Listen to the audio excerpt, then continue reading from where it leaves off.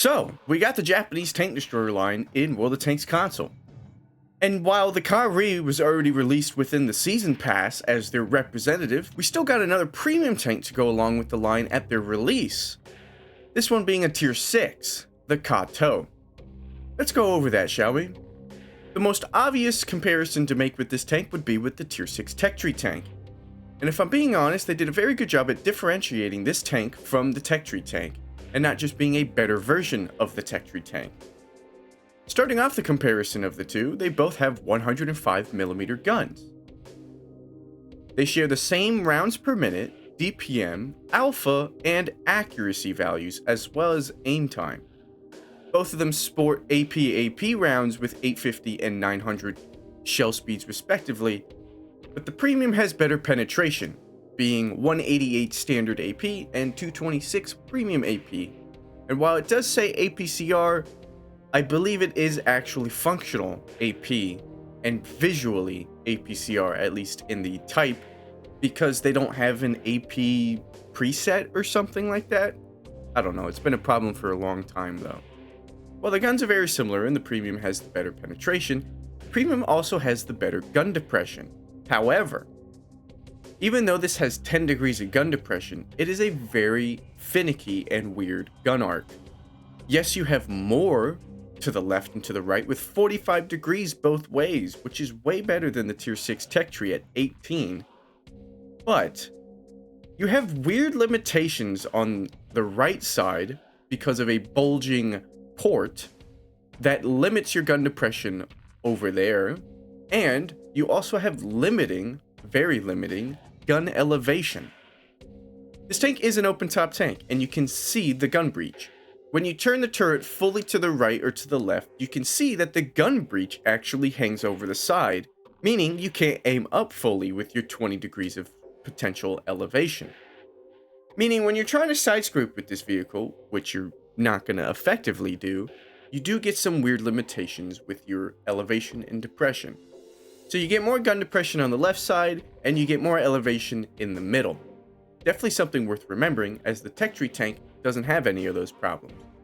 Now, I did mention that this tank was an open top, and what that means is that you actually cannot run ventilation on this tank, meaning that even though this tank and the Tech Tree tank have the exact same DPM and reload and aim time and accuracy values, it does mean that the Tech Tree tank can actually get better reloads and thus more DPM and better accuracy with ventilation, while this premium tank cannot.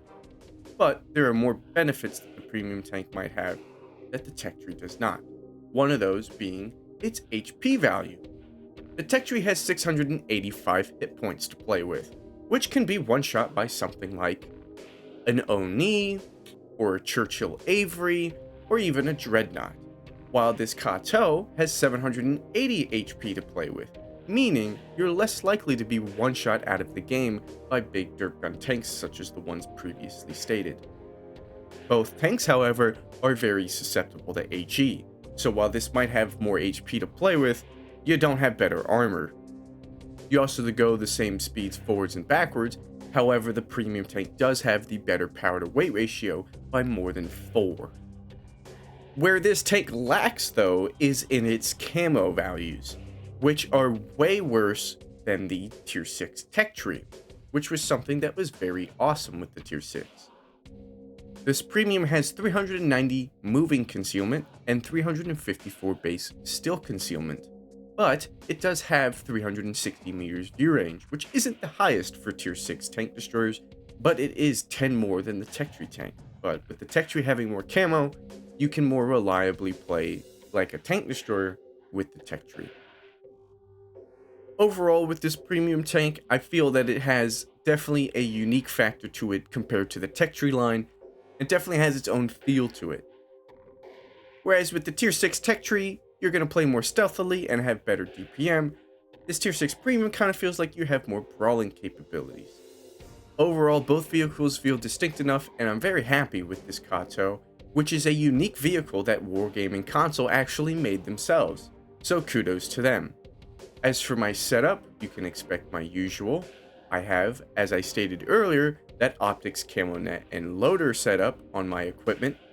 And with my consumables, I have a premium repair kit, some food, and a standard med kit. As for my skills, I do have my normal tank destroyer setup. Despite saying I should put muffled shot on my Japanese crew in my Kari review, I did not do that here. So I do just have my normal 6th sense, rapid loading, steady aim, foreign leader, situational awareness, camo expertise, snapshot, run and gun, and silent driving. And with that out of the way, let's get into the gameplays I have for you. I actually have 2 this time around. And that first game I have for you is on Murvanka. Now this was my 2nd game in the vehicle, so I got a little bit of a taste of it before this match to know what it's capable of. And as you can see here, looking over the right side, the gun doesn't look very depressed, and that's because that nipple, as I'm going to call it, does not let you depress it over the right. And it looks like you could probably get it farther than the nipple itself to get full degrees on the right side at some point, but no, you cannot. At some point, when turning to the right, I'd say maybe 10 degrees is when, 10 degrees to the right, I'd say, is when it kicks you back up to like what feels like 2 to 0 degrees of gun depression. But as long as you orient your tank to have the hull pointed towards your enemy, you have 10 degrees of gun depression. It's pretty good. And we're going to make use of that here on the ridge of Murvanka. But because the enemy is aggressing far too forward into the trench of the middle of the map, I'm going to get spotted when I fire. And yes, the light tank crossed the hill there, and that would have happened anyway. But with those guys in the middle, I'm definitely going to be spotted when I fire. But with 10 degrees of gun depression, I don't have to reveal very much of myself. And like I said there, with 300 Alpha, we ripped apart that guy in 2 shots, that T-34. Now, we're going to just use and utilize this ridge as much as we can, give as little as we can to the enemy, and watch this T-150 get eaten up by the Calliope's rockets.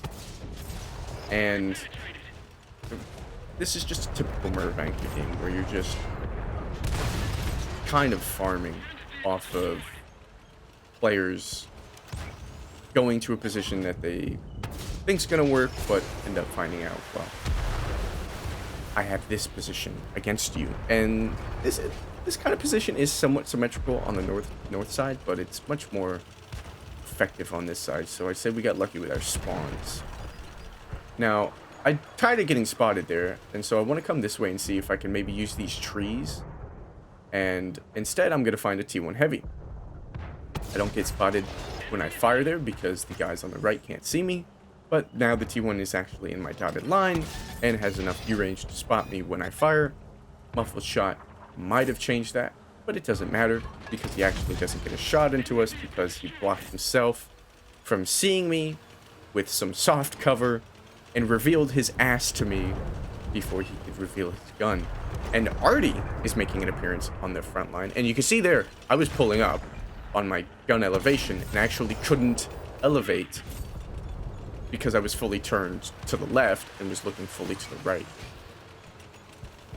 And that is a thing you're going to have to get used to, but with 45 degrees of gun arc left and right, it's still very lenient.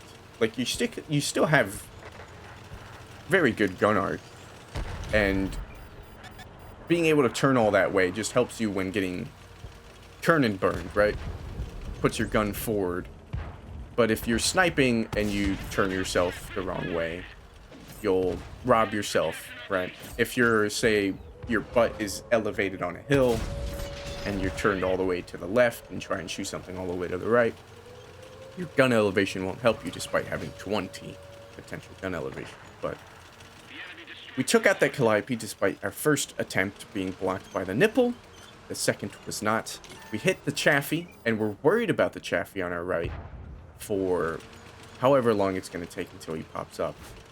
And that's what I'm worried about here, because now we're in a 2 versus 7, if you haven't noticed. But the Chaffee decides to actually pop up in the middle of the map, and I just snapshot him with a 6.0 shot. Doesn't matter. And now this P43 is going to give me another shot of damage. It's going to miss his. And now it's just a matter of hoping that the enemy comes at us one at a time. But my Fury is going to eat some Calliope rockets. Wow. And you can see it's a 1 versus 6. 5 vehicles are spotted near me, and the Calliopes still by their little lighthouse area. We take one out with us before we go down with our 6th kill, 3,600 damage. We do not get the Kolobanovs, unfortunately. The Hellcat 105 has a 300 alpha gun too, and he took a lot of our HP away. But we do get 3rd place on a loss with 1175 base XP. It actually gives us a 1st class, which I was very surprised about. And that was my 2nd game in the Kato. Very happy with that. 3,600 damage, 6 kills, 1st class. We got a Reaper medal too. Now our 2nd game is on Highway, and I have a platoon mate named John Man, who is in the tech tree, actually, the Gyro. Now, it is bottom tier, as you can see a Wind of Arrakis in front of us. I believe that's what that is. And it's also Encounter with no light tanks. So what are we going to do? Well, we're not going to try and rely on a light tank to spot what's out in the field, because there's probably going to be nothing out in the field as they all make their way towards the cap circle. So we're going to do the same as well, and we're going to go to like F9, and we're going to play on that part of the ridge to have quick shots at people and hope we don't get spotted ourselves. As I said earlier in the review, because this thing is open top, you don't get vents, which means that I can use Optics Camonet Loader, but I won't have as effective of camo as the tier 6. I won't have as effective as DPM, but with my 360 base view range, despite not being able to have vents, I'll still have more effective view range, at least. And with 780 HP, there's that against it, like I said. This tank differentiates itself enough from the tier 6 tech tree that I feel it's worth as a premium. It's only like 4,300 gold, which is a lot for tier 6, I would think. But just don't buy, whatever you do, don't buy the skin. I should have mentioned that earlier, but do not buy the skin for this vehicle. It is a hero skin for 3,000 gold, and it doesn't change much. Just put some camo on it. It doesn't need the skin. Anyway, we got some spotting off of that Jagdpanther and Tiger 1, I believe. Despite being this far away, and there being that many tanks far forward on our team, still got some spotting ourselves. So now with 300 alpha at tier 6, being in a bottom tier game like this, it doesn't feel like I'm shooting a pea shooter at these tier 8s. I'm taking a nice chunk of damage away from them. And while they can take nice chunks of damage away from me, I at least have extra HP to play with, but not extra armor compared to the tier 6 tech 3. But this is just your typical highway match for Encounter at the beginning here.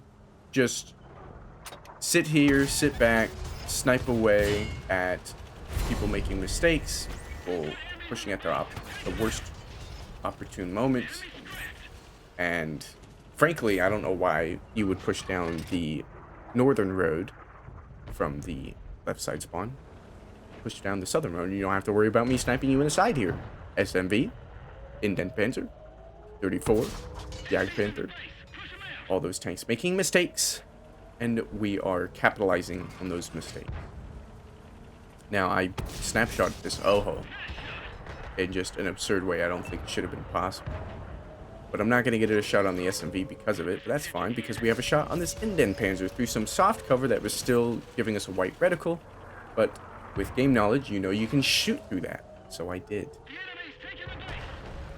In the outlines, I would like PC's outlines. This thing's really cool. A nice shot into the Tiger 1, putting us over 2,000 damage. But it's 8 to 9, and you can see where most of my tanks are. We have one heavy tank left to defend that cap circle. Everyone else is being a bit passive. So at some point here, I'm gonna have to get a bit aggressive. I don't want them to cap us out. Capping out is, well, lame. So I'm gonna have to do something about that. Now that there's 2 on the cap, we only have a minute 30 to do something about that. This Indent Panzer's crossing, and I'm backing up to try and not get spotted. trying to give as much distance as possible, but it didn't matter. I got spotted, but the Borsig took him out with a fire. So that's the Indenpanzer gone, but there is still a G-Sword. And I'm gonna just quickly look over here because one person got off the cap, so now we have 2.5 minutes to play. And I took out their ISU-122S, and hopefully that tank destroyer in the middle map takes out the remaining medium. Now, I'm gonna rush over here because I want to have arty cover and buildings, but the G-Sword is here, and the G-Sword can two-shot me right now. But the fact that he didn't rush me means he probably could be on reload, but I'm not going to risk it. And with Artie looking at me, I'm going to hide in the soft covered buildings, but still get splashed for only 6 damage, luckily. But at this point, my platoon mate is telling me that get ready to push, because he's going in. And I thought he was around this corner. I get hit by Artie again, annoyingly. I thought he was around this corner, but he was actually on the road, so I have to run forward. Luckily, he doesn't kill my platoon mate, and I'm able to utilize the running gun that I was supposed to take off for a mouthful shot to actually hit that round.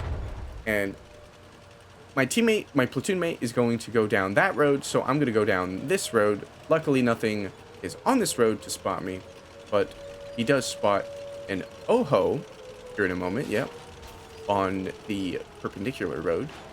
And he's telling me he's looking at him, so I'm free. I do get proxy spotted that far away, weird. And luckily Oho doesn't turn quick enough so that I bounce aside. Instead, I get the penetrating shot, putting us over 3,000 damage and our 4th kill. And we did get 1,200 spotting this game. The Shashka has continued to live, didn't take out the medium, but he did kill artillery. And it is a gyro on the cap circle. I'm not going to get this kill, so I don't get the Defender medal or a 5th kill, but that is all we're actually going to get this game, as now the Shashka is going to take out the medium. Now, the previous match was 3,600 damage on a loss in a top tier game, and that was a first class. This is 3,000 damage, no top gun, but 4 kills, 1,200 spotting damage in a bottom tier matchup.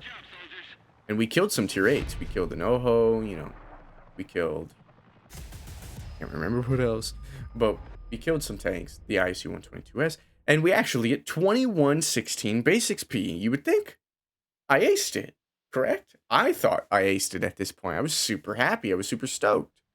We did it, right? I can no longer play the tank, although it is an enjoyable tank, and I do plan on playing it in the future, but for the terms, or for the purposes of this video, I thought, well, there's the ace, but it is not.